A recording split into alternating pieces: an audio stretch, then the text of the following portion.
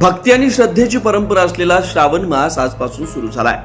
यात श्रावण मासात नाशिक शहरातील जुना आडगाव नाका परिसरात असलेल्या श्री कृष्णतीर्थ आश्रमातील श्री काशी विश्वनाथ महादेव मंदिर इथं 1.25 लाख पार्थिव शिवलिंग आणि महारुद्राभिषेक पूजनाचं आयोजन करण्यात आलंय। आजपासून म्हणजेच 13 ऑगस्ट 2026 ते 10 सप्टेंबर 2026 या कालावधीत 1.25 लाख शिवलिंग पूजन आणि महारुद्र अभिषेक सोहळा पार पडणार आहे। महंत श्री 108 स्वामी रामतीर्थ महाराज यांच्या सानिध्यात हा कार्यक्रम सुरू आहे। आज दीपप्रज्वलन, गणपती पूजन करून या सोहळ्याची सुरुवात करण्यात आली आहे। या सोहळ्यास नाशिककरांनी सहपरिवारासह शिवलिंग बनवण्यासाठी सहभाग घ्यावा असं आवाहन यावेळी करण्यात आलं आहे।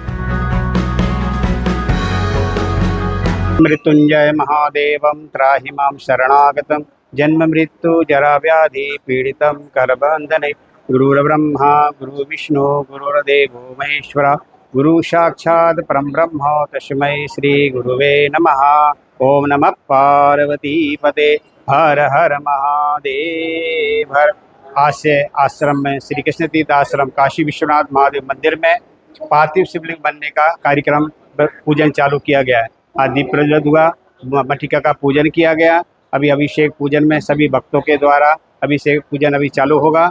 आज से 1 महीना पार्थिव शिवलिंग बनेंगे। 1.25 लाख का रखा हुआ है, तो रोज का नए नए जजमान भक्त लोग पूजा में बैठेंगे। तो भगवान काशी विश्वनाथ से, गुरुजी से और त्र्यंबकेश्वर भगवान से प्रार्थना करता है सभी भगवान इनकी मनोकामना पूरी करें।